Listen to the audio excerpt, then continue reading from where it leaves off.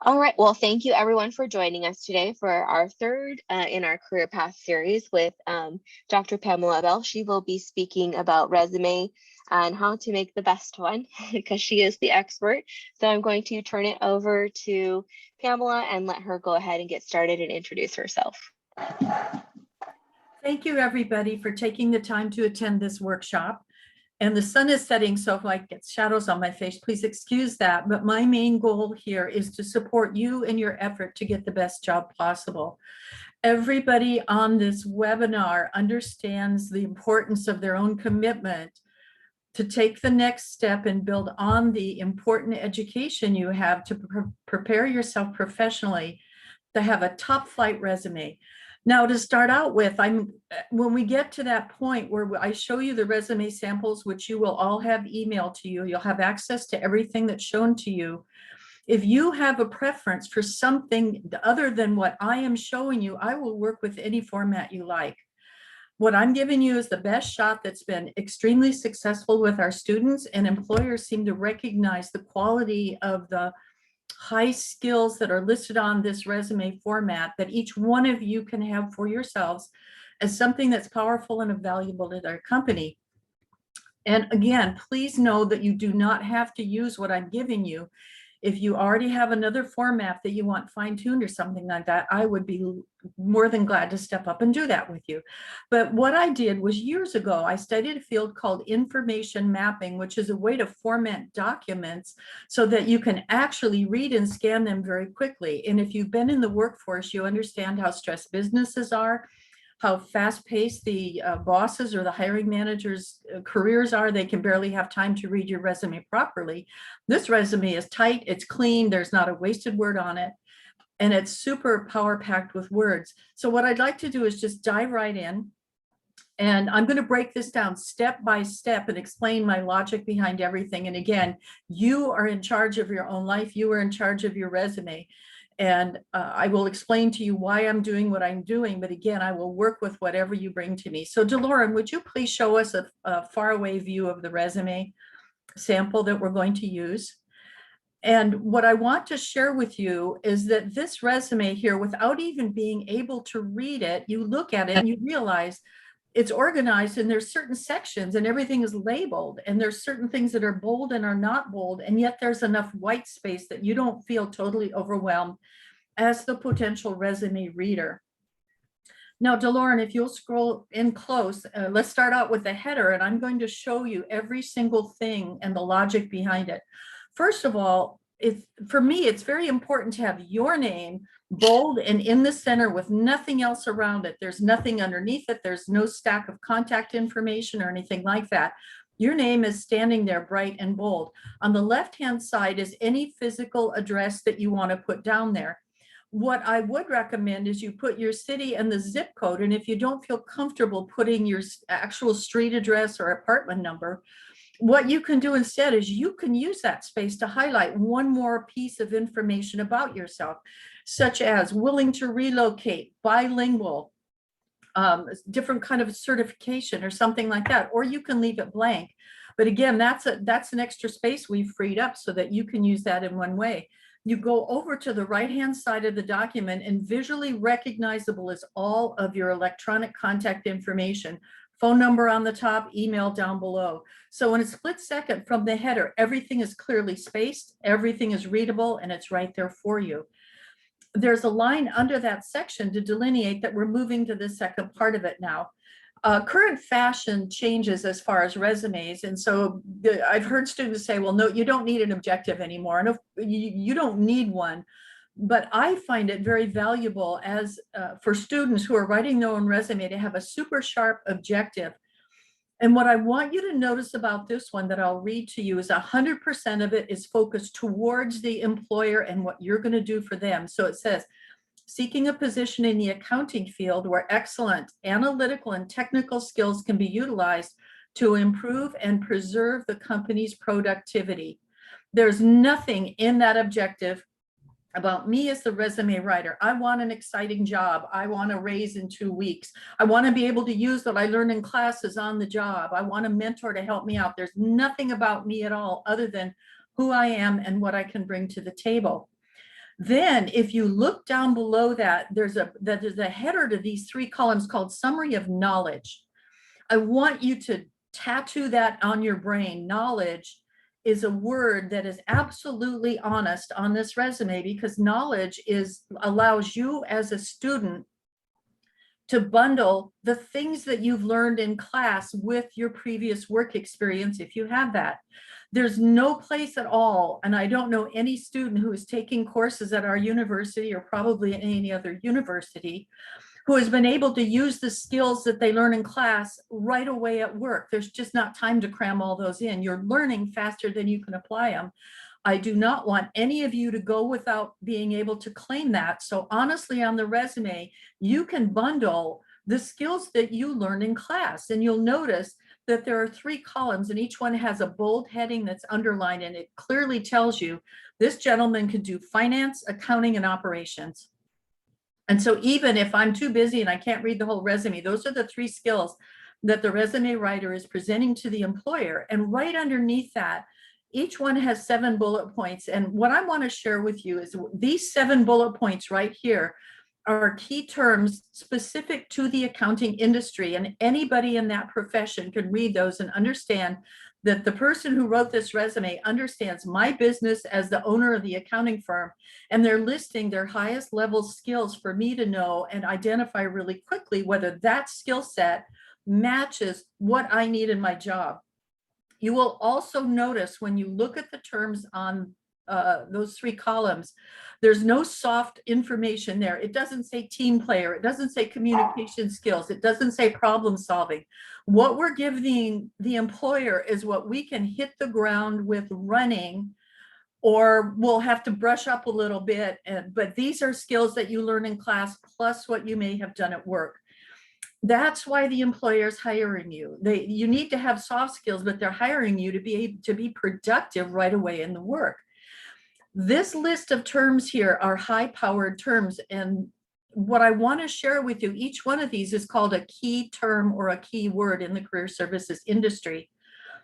What happens is roughly 100% of government agencies and maybe 50% of corporations electronically scan your resume for keyword recognition. These are official career keywords for the accounting field.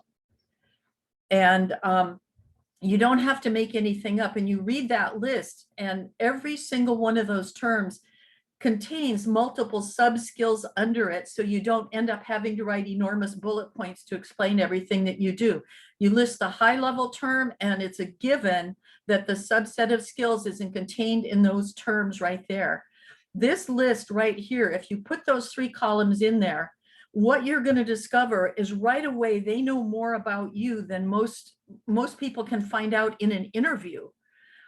We have these keyword lists for every single degree that you may have. We have them for marketing. This happens to focus on accounting, but we have them for marketing.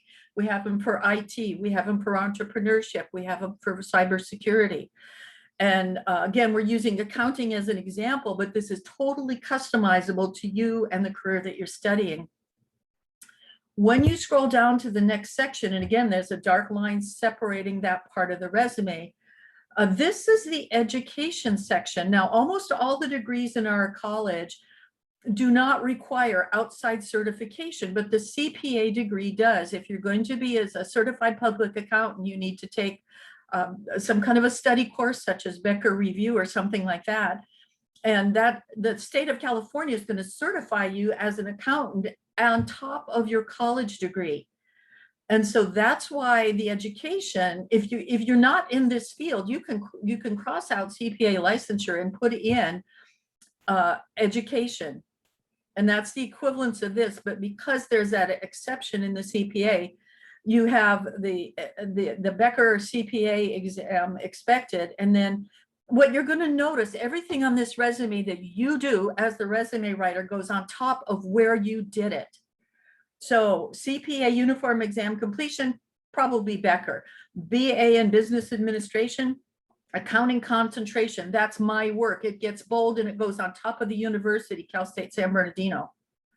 This is your marketing document, so we want your achievements and what you did on top of where you did it. We're not advertising for your employer. We're not advertising for Becca. We're advertising you as an individual, valuable employee, and what you've actually accomplished. And now drop down to the next section. And what I'd like to show you is everything that you have done, even your part-time student jobs, even if you're working night shift at the warehouse, even if you're working at the casino cashing chips in, even if you're a server at a restaurant or anything like that, all of those skills have a level of professionalism to it. And I remember when I first went into the workforce right out of college, I felt half-baked and unprepared. And then I also goofed around a little bit at work sometimes because it was fun and I like my colleagues. But really the work that I did was actually professional. So I want you, particularly because you're getting your college degree, I want you to call everything professional experience. I would prefer you never call it work experience, jobs I've held, or anything like that. Start to honor your commitment to your education and your professional growth by calling every single thing you've done professional experience. And what you'll notice, just like your education, your job title is bold, the company you work for is underneath. And so I'm going to force your eye to look at intern accountant and assisting budget analyst, analysis and budget and promotion director and booking manager. And I'm going to guide your eyes to what job titles I held. The other thing that I want to show you is you'll notice that each job underneath there only has 2 or 3 bullet points. When you build that top part with the 3 columns with those power-laden keywords, you don't need to tell them every single thing you do at work. You've summarized it up top, and then you can choose your bullet points with projects you've completed or your general productivity, some work production like that. So, and also the other thing, you're in the College of Business, and here's what I'm going to push you to do. I want you to measure your own results. How much money did you save? How many people did you serve? And you're going to see some numbers here. $90,000 month-end bank reconciliations quarterly. IT budget of this amount is what I managed. And you don't have to have numbers in every single sentence, but the fact that you have measured your productivity shows them that you are aware of their business. You already know your ability to produce, how many clients you serve, what kind of money you're handling, what's your accuracy level, what kind of data analytics you may have done to either advertise the business and generate more revenue, or any kind of cost savings you did. Because listen, you have the most up-to-date training, probably more than anybody else in that company. You're learning things faster and better, and your tech skills are way above as far as research and data analytics. Your ability to do spreadsheets, things like that are super valuable to employers. And what you'll notice is you only have to put 2 or 3 bullet points there as a sample of the types of work projects you've actually finished. And this is a 1-page resume. This gentleman has 15 years experience, and I chose an older resume, so and I changed the name so you can know that this is not identifiable, but the principles of this resume still absolutely stand. And before we move on, I want to tell you that writing your own resume is the hardest document most people have.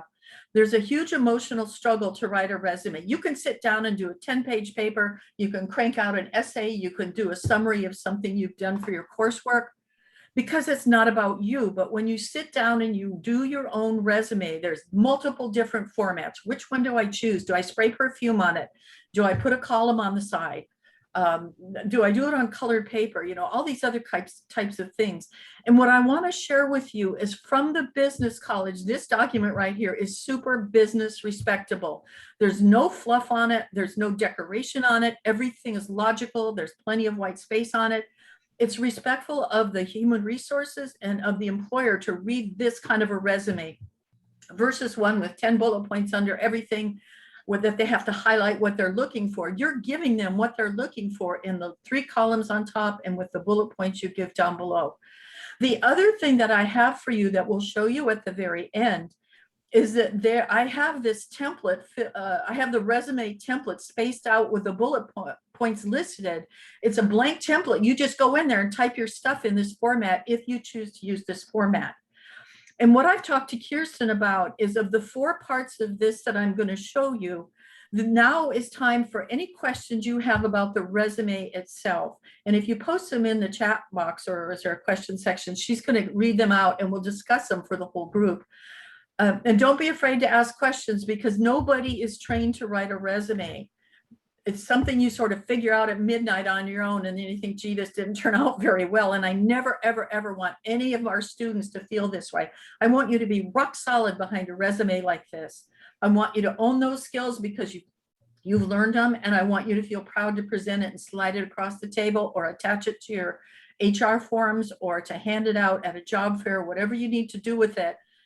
You're going to own this resume because these are your skills, languaged in professional, career, and job search language, the terms right here. So if you have any questions, let me know and I'd be glad to answer them. And also, if we're in section 2 and you happen to think about a question, just type it in anyway. Oh, yes. Okay, for Kelly. Keyword list. What I'd like you to do is send a post in the chat room for Kirsten what concentration you're studying, and we will get your keyword list to you for your specific concentration. If it's not accounting, we've got them all, and she's going to get those out to you so that you can customize yours. And I just a while ago, I want to share something with you. Just a while ago, I did this workshop for Meet the Firms, which is the Accounting Association's job fair on campus in October. And one of the women, one of our young women students there emailed me after the workshop, and she had done a good portion of her resume, but she wanted me to fine tune it with her. I worked with her individually to completely customize it and help her with it. And then about a week later, this was after they submitted their resumes to the employer, she emailed me and wanted interview skills. And I said, well, how did your resume go? And she said, she said, I submitted my resume to every single employer there. And she said, my resume got 5 employer responses, and I have 5 interviews lined up in the next week from this format of this type of resume customized to myself. And that I can't tell you how many students have gotten, see, the main job of your resume is not to brag, it's to get the employer to invite you to the next level of the conversation. And that's what this format of the resume does. Just a second, I'm gonna have to shift here. I'm getting this on my, and that's what this format does for you. The employer understands the power of your skills and what you've learned by this resume, and they're interested in talking to you. And also they know that you understand the professional business etiquette by not giving them 5 pages of single spaced wall of words and all that type of thing. So in very tight, clean language with a lot of white space to relax the person's eyes, this is what I would recommend you try. And if you have, here's another caveat, if you have your own resume that you really like better than this, what I'd recommend, see, the only proof of a resume is if employers call you back. That's the only proof that it's a good resume. Send them both out, send this format out and send your format out and see who you get the most calls back on. And that's going to tell you whether this is a good format for you or not. Okay. See, I'm very much into transfer to the real world because I want you to have the best job possible. I don't want you to go at an entry level and stay there for 20 years. I want you to go where you can and then move up because you're qualified and you deserve it. So what I'd like you to do, Delauren, would you please pull up the accounting worksheet? And I want to show you what these worksheets look like. And if I were to ask you to write down the top 10 skills you learned in your concentration, you probably come up with 5 or 6. But here's what every one of these worksheets looks like. Page 1 is where your data, you don't have to fill that out. And Delauren's going to show you page 2 for accounting. Okay, take a look at this. Accounting areas of expertise, financial management, every single one of those is a keyword used by professional job writers and by professional resume screeners. And look how many of them, he's going to go through this, just, you don't have to read these, but take a look at these terms, hundreds of them. Billing and collections, auditing. Every career is divided into these. And then personal attributes to describe who you are. And so, and we're going to stop right here, but every single worksheet has at least 150 keywords for you. Now, here's why these are important in my world. Okay, you get a great resume out of them, but the most important thing these keyword sheets do for you, if you were like me, I was on the quarter system in the university I went to, and the classes went really fast. And all I could do was pass that final, go back to work, and then figure out how I'm going to work my schedule for the next quarter. And I never, ever stepped out of my own timeline and collated and gathered together the skills that I had learned in class. So my transcript got updated, but my insides did not. And that's why I want you to get these worksheets. I want you to check off. See, what you can absolutely do. You may check off 80 skills that you know between your work experience and what you learn in school, and yet you can only put 21 of them on your resume. What power that is to sit in the interview with 21 of the 80 things you can do on your resume that you're going to focus the employer on. And then when you get the job or you get your second interview, you can start to unfold your other set of skills for them. And so what, now the question about the personal attributes, what I would never put those in my resume, but when you're in the interview and they say, tell me about yourself, you can say, ever since I was in junior high, I realized that I was very detail oriented and ethics and values were quite important to me. And that's a natural fit for the accounting field. So what you do is you pull some of your key, and those personal attributes are different for every degree you have that we have on campus. And so what you do is you pick a couple that you know are true for you and make that a lead in. You've always been that way. I'm not in a degree I don't belong in. I'm not in a job that I don't fit. What you're doing is you're actually validating by how you describe yourself. I'm efficiency oriented. I'm goal driven. I'm a logical thinker and methodical. I mean, any accounting firm would just fall out of their chair. They'd be so happy to have you. And you're going to have access to these descriptors of who you are that makes you really good in your degree. And that's what that part of that's for. So the next thing, so these are available to all the students, and these are pretty self-explanatory, but in order to work with me, you're going to need to get yours and to check off what you know how to do, because that's how we're going to build the top 3 columns for you. And so DeLorem, will you show us the cover letter, please?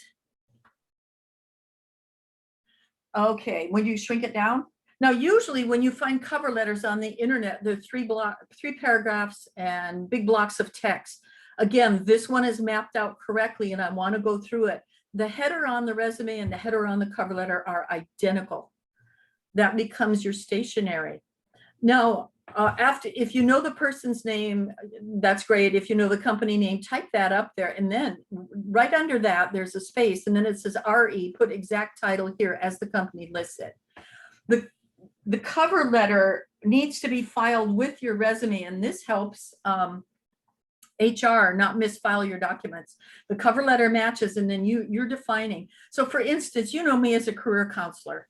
My exact title on campus is Student Services Professional. Nothing in those 3 words says career counselor. And yet when I applied for my job on campus, I put Student Services Professional because that's what the company called my job title. And then I also put the job code number because it's a big campus and each job that they put out has a special, a login code or something like that. Give it to them up front. And that way they cannot misfile you. Then the first paragraph is a standard paragraph. You can just fill that out and type in, your specific job and the specific company. Now here, drop down to critical support analyst and trainer mentor. These are softer functions. Now you can put softer stuff on your cover letter, but it has to be interesting. There's a rule between your cover letter and your resume. You write your resume first. That is 80 to 90% of what you've got to offer that employer. And you never want to repeat yourself. So what you've already got in your resume never, ever goes on your cover letter. Every sentence they read from you, every bullet point they read from you should have new information. So on this cover letter, you can see that this accounting guy has 2 special skills that he wants them. He's a credible support, he does credible support analysis, and he's also trained and mentored. And you notice that the term is bold and then it's defined of how he did it. right there. And then drop down below, here's an overview of a different kind of skills that's on your resume. It's a tiny version of the 3-column format. So you've got special software you can use Excel tables, and you've got leadership. And every career has these categories that may be different than this. Maybe it's IT software, maybe it's threat or cybersecurity software that you learn to use. Put that there and give them extra things for you to look at. If you've done leadership training, or if you've joined any clubs of a different kind that apply to the job, that's where you put it. And if you get stuck, I can help you format that. But this is again customized to who you are. And then again, a standard statement on the bottom, lots of white space, and boom, that's it. And that goes with the resume if you need a cover letter. I would have one set up. A lot of people don't want cover letters, but I would have one just in case you want to use it. Really clean, really professional, and that's so much easier to read than 3 paragraphs blocks of text. Okay. What questions does anybody have about the cover letter? Any other questions coming up, Kirsten? How about Molly? Can you look at the chat? Maybe I can look at the chat. Absolutely. Thank you. Our apologies. No, that's Kirsten okay. is having some technical difficulties with her Zoom. I actually submitted a question, and what if you have a number of notable accomplishments that you can quantify for specific professional entries? Because I'm seeing in the resume in particular, I was seeing that the professional entries were very brief and very short. And so what are your thoughts on that? 2 things. Usually those types of accomplishments are attached either to a job or to a volunteer position. They're not done in free space usually. It's not something I cook up at home and I just do it. It's usually attached to an outside agency, and you can list that as a volunteer job, or you can list that as another skill set. And that's how that could be included in the body of the resume. If your career is longer than 5 years or so, it's okay to go to 2 pages on your resume, but it's also pretty good to shorten it. The other thing, the other way to do that, Molly, which is really interesting, is you can present evidence to the employer, and the business way to do that is through something called an executive summary. And if you look that up on Google, there's a couple different formats. But what you could do is you could take 3 big projects you've done, and you could write up a 1-page executive summary, which is just a brief outline of how much it cost, what got done, what was the end result. And I can read it, as the executive, I can read it really quickly. Oh, you did that whole project. Those are evidence that you as a business professional could submit to the employer. Oh, this is getting bad. Here we go. Okay. So these are things you could submit to the employer as evidence. So if you're a model, you have your headshots. If you're an architect, you got your blueprints. But for business people, it's the executive summary is the best document you can do. And that can either be attached to your resume, or if you get the interview, that's what you slide across the table to let people get to know you. Either the one person or the panel, you'd have a copy for everybody, and you could leave them with that. And if I interview 5 people and nobody brings me executive summaries except for you, who am I going to remember? You, because that lets me know you deeper. That lets me know your skill set, and that you actually achieved results in a certain area. And I've left you with something concrete that's easy to read and nicely formatted. And that's another way. But see, I consider what you're talking about as proof that can either go on your resume or in an executive summary. That was going to be my next question. Would you include an executive summary as part of your resume or no? No, I wouldn't. What you could do is you could say on the bottom, what you could say is references, where you say references available on request, what you can say is 3 executive project summaries available on request along with references or something like that. And then that's one more way they reach out to you. If they're not interested, they're not going to call you. But if they're interested and they have 2 strong candidates and it's between you and me or something like that, and you've got executive summaries and I don't, you're going to probably win the job and title. And so I would have that kind of thing. Resume comes first, cover letter second, and then evidence third. Because if you need to get a job really soon, or you want to get promoted or something like that, the resume is the #1 document that most people still use. But yeah, and it's not hard to prepare that stuff either, but just to have it on hand is wonderful.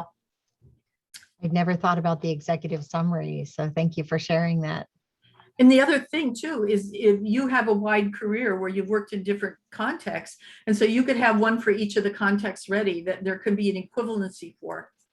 In a training position would equate to campus. At Loma Linda, it could equate to large corporation marketing or something like that. And so you could shift them over there. So Rudy, if you go on Google, you just type in executive summary, and what you're going to see is there's several different formats. What I would recommend is you do one that's nicely organized by you don't want a tight resume and a great cover letter and have this big old just wall of words on your executive summary. You want one with categories and headings and things like that. But I'll tell you what, it's valuable documents. Those are also good if you're asking for a raise or you're negotiating a special contract or special project too. You slide that across. That's proof that I'm a bigger player than this job allows me to be. So it's not only good for getting in the door, but also to expand yourself once you're there. So. Excellent information. That's really great Thank advice. you, Thanks for that. Pamela. I'm sorry, Rudy, say again. Oh, that's really great advice. Thanks for that. Oh, you're welcome. You're welcome. Sorry, I got a little VIP guest who keeps interrupting. Hi. Oh, listen, I'm a grandmother. I'm a mom and a grandmother too, so I get that. Don't worry about it. That's the joy of life. Okay, and the very last document I have for you that DeLorean can bring up is the blank template for the resume. Isn't this cool? Look at this. What do you think, huh?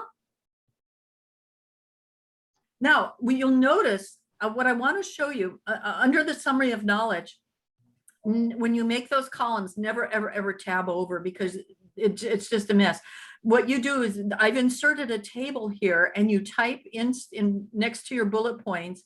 Then what you do is you select the whole table and you hide the borders so the columns float.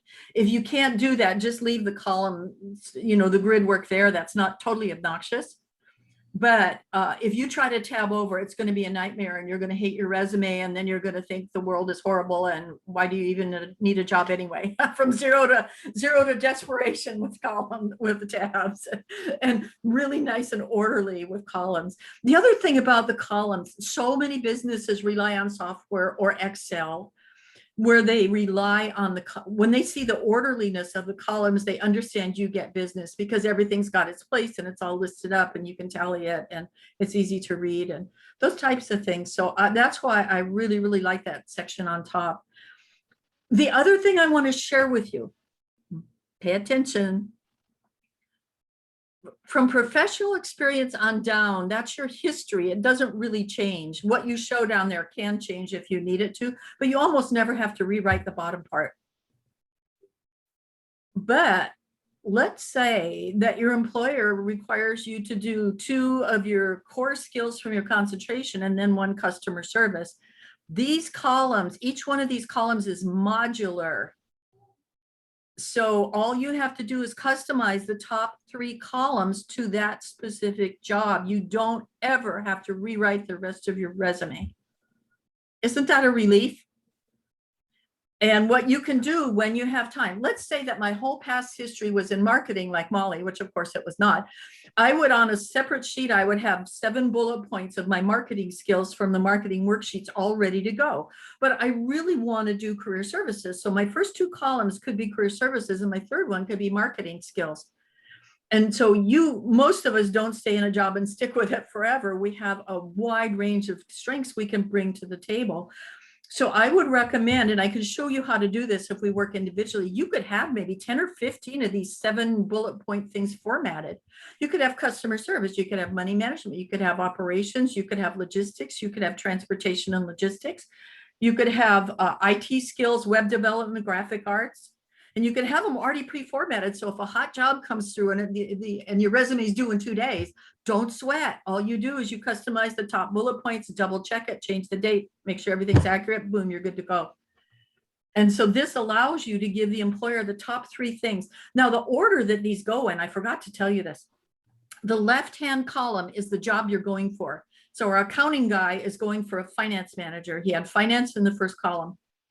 Support skill number 1 in the middle was his accounting skills, supports his financial skills. Support skill number 2 in the right-hand column was his daily operations, and that supports both of those other 2 skills. So most important job targets are in column number 1, total support skill number 2, in the middle column, and support, or see, they support each other in that kind of a sequence.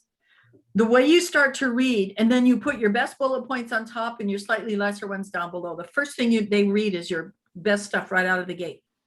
On the left-hand side and top 1 of every column. They will think they've, even if you meet them and you don't like them, they're going to love you just because you're so respectful of how they understand information and how easy it is to read this. And it's super easy. I made it modular because, at some point you want to switch careers. Maybe you have worked part-time student jobs as you're going through college, and now you're ready for a career that's in a totally different field than retail sales or forklift at the night warehouse or something like that. And so you list your skills and you measure your forklift experience, but you put your degree stuff on top in the order that you want it, because that shows how you can match the top 3 things they're asking of you. The top 3 categories of skills they need right out of the blocks are right there on top. And again, you just shift it. So let's say our finance guy, we could move finance over to the right-hand column because we need him to do website development and then corporate financial training, column number 2. And then he's a finance guy as his 3rd skill. So you see how that can get demoted or it can get promoted based on what the employer is asking for. These are modular and they're movable. And also you can delete one and copy and paste a new one in there and give it a new title. So that's why I like this. Everything is getting faster. Everything is getting busier, and you should never have to sweat about writing your resume again. This should just be, do it once right, and then have your little side document there with your extra skills on it, and boom, it's customizable in a split second. And I love how what you've talked about has so much common sense behind it. And I love how you really go into depth about what each section is and why it's there. So basically, what I'm seeing here is that you could actually transition industries if you wanted to, by putting those skills at the top. Yes. So focusing on the job you want and all the skills you've done that would actually go toward that job, even if you're not in that industry. Yes. And you could also focus on a different department within the same industry. So I'm a clerical staff for Jack Brown College. And, but I'm getting my HR degree through or I'm getting my cybersecurity degree. I'm transferring departments on campus. I want to leave Jack Brown and I want to launch 2 careers, the cybersecurity department on campus. So it's inter-industry, it's within the same business you're in, department wise, or it's jumping industries. You can do it either way. You can also do this. Say I'm an entry-level person and I want to become a manager. This is where I would list my management skills. See, this is just a little caveat. How are we doing on time? Let me check it because I keep really tight time. What time is it? We're doing good. You have 20 more minutes. Okay, so here's what I want to share with you. Every job you've had that's had a boss, they've always given you part of their job to do, starting even from fast food or anything like that. If you're a wait staff at the Clean Jumper, if it's still open, I haven't been there in a while, but you're really good wait staff, and the boss says, I've just hired new people, train them for 3 weeks and hand them back to me fully good to go. And I say, okay. And they shadow me and I train them everything and I show them how to do everything. And I certify they're ready to go and I hand them back to the boss. I just did the boss's job. I didn't get the parking space. I didn't get the title. I didn't get the extra money. There's a big mess up. There's some old paper records that have to be put into the computer. And because the old supply chain was all done on paper years ago, but we don't want to lose these records. And it's my job because I just graduated from college and I have to scan all these documents and put them in the right category. That's not there. But there's decision making within that. What do I keep and what do I throw away? And they've given me that power. That's part of the manager's job. But they trust me and they have me do that. Every job you've ever had, you're the night service manager and you have the key and you have to lock up, or they ask you to take the pay cards and to calculate payroll. One of the guys that we had who was an accountant was a meat clerk at Stater Brothers, and he was the only one that could use the computer. So here he is, a college kid, and he's doing $250,000 of wholesale meat orders for Stater Brothers on 40th Street every single 3 months, $250,000 wholesale meat industry. He also had to justify the bill of lading and the inventory with what they had ordered and correct any irregularities. And then he'd go back out and wrap hamburger. So he was doing his boss's job, part of his boss's job. Claim those skills, because you don't have the title, you don't have the money, you don't have the parking spot, you don't have the prestige, but you have the training, and that's what they're looking for.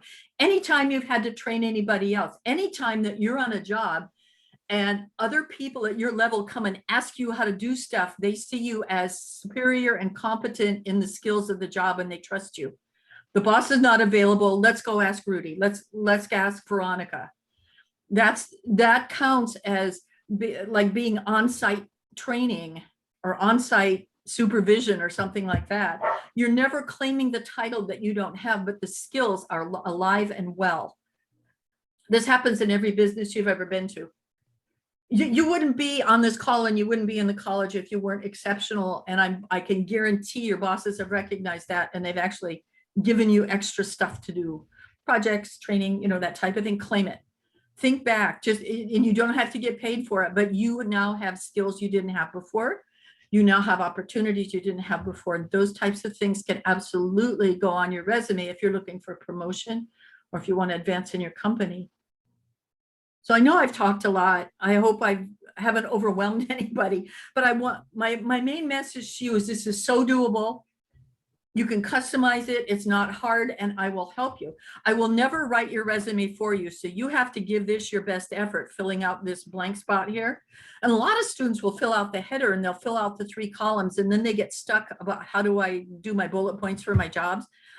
That's fine with me. We're partnering in this. I don't write resumes for people. I teach you how to own your own resume, and I will help you in any way I can. But I want you to meet me halfway with this, because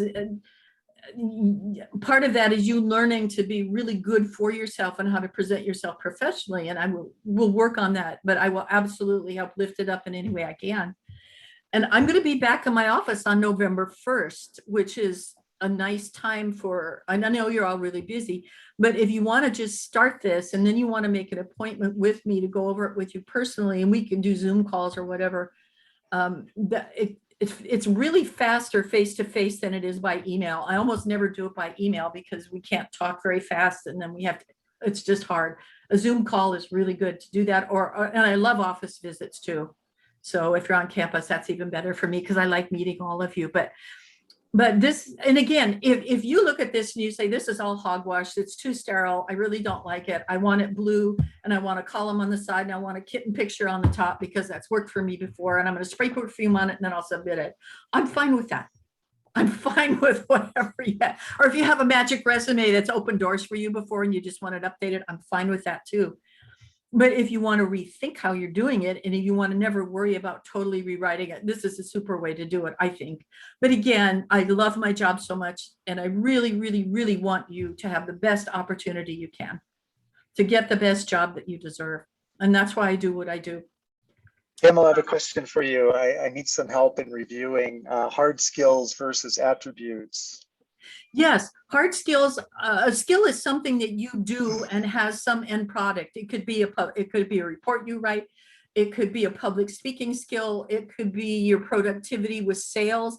It could be marketing campaigns on the internet. And so it's an assignment that you can actually do. Attributes is your personal style and your character traits that allow you to work with integrity. It allows you to be patient with people. Your attributes are those softer skills that are unmeasurable, but it allows you to be open to learning. Listen, every one of you is in a really high learning space because you're in college. I would highlight that you're trainable. I'm a lifetime learner. I'm trainable. You know, I'm your ticket here, and here's my resume. So soft skills and attributes is more your style and your values and what standard you hold yourself to.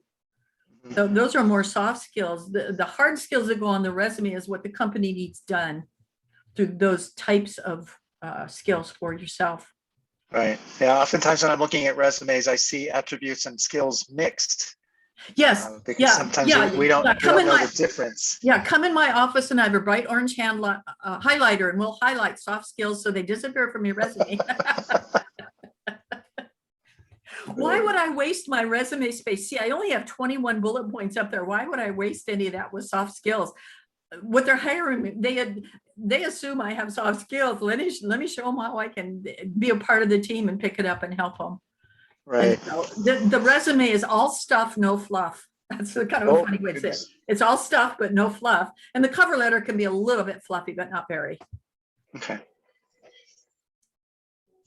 I was a little taken aback with the kitten photos and the perfume. I didn't realize people actually did that, but but if you said it, I believe it. Hi, Gabriella. You're going to get a copy. You're going to have this email attachment of the blank template sent to you as part of this workshop. So you're going to get all 4 documents or 3 documents, and then the customized one for you. Yep, for $29.95. Pay credit cards.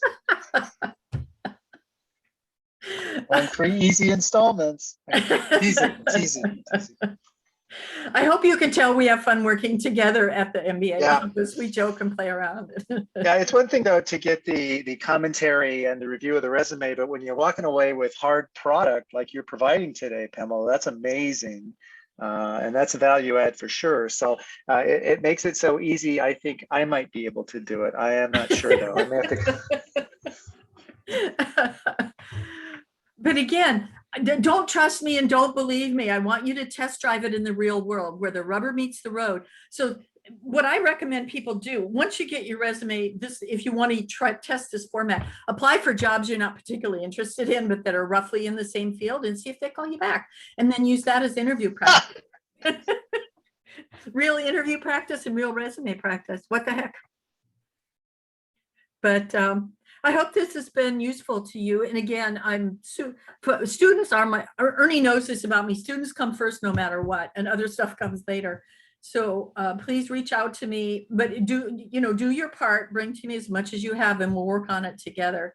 But my whole goal is that nothing that we teach through these workshops is there time to squeeze into your coursework. And that's why the MBA office has stepped up to offer this professional training, because going to school is not the same skill set as getting a job. And that's why we're offering what we're offering here. Yeah, it's kind of a value add. Oftentimes going through the coursework of an MBA is something completely different than preparing to launch from the program, degree in hand and career on target. And honestly, folks, Pamela is, I'll say, the best resume writer on campus at Cal State San Bernardino. You get access to her kind of the unlimited pass throughout your stay as an MBA student. Now, once you leave, you kind of lose access to that, but you have complete access to her now. So I wouldn't waste any time, taking a shot at producing a resume. And Pamela, help me out. Resumes are living, breathing animals. Am I right? They never really get done and finished. They're always being worked on and adjusted as your career develops. Yeah. Okay. And your lower level skills will drop off, and you'll add higher level skills in the top section. And then you'll have bigger numbers to measure too. Yeah. On your way to CEO, Yeah. We better watch out, Ernie. They're coming. They're going to come for us. Coming. All right, so we're almost near our end of time, and any questions that we can ask before we go? Anything is fine. Anything about the program? We have Molly Ritter on the call. Molly's our brand new MBA recruiter. Hi, Molly's just joined everybody. us a few months ago. We're breaking her in. She's amazing. And so I think that might be it. I'm not sure. As I was mentioning to Kirsten earlier, I'd really like to completely revamp my resume, LinkedIn profile, and website. Any advice towards those? Yes, don't ask Ernie. That's not the guy. Ask Pamela for the resume, and I strongly recommend that.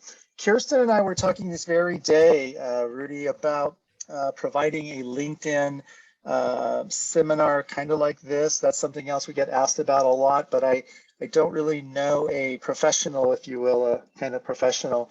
And website, that's a whole nother animal. I pay people to build websites. I don't give advice on websites. Good luck with that one, as best I got. Maybe Molly. Molly, do you have any comments on websites? Yes, actually.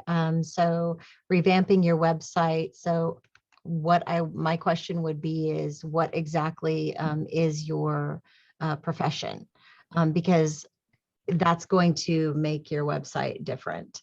And you're going to want to be putting the most important information at the top on the homepage.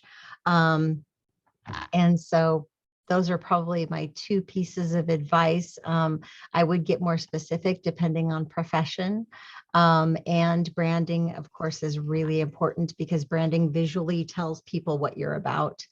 And branding is look and design and feel of a website. So those are my thoughts. But I really like the idea of doing a LinkedIn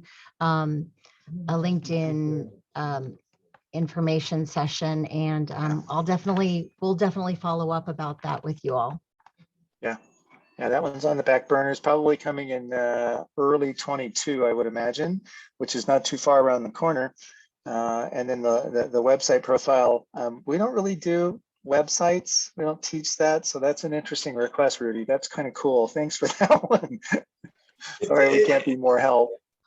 It's mainly just like the whole package being like the resume, the LinkedIn profile, the website, all kind of fitting together. And I just, part of being this MBA program is needing to revamp that from the previous stages of my career to preparing for the next stage of my career and getting that all in sync.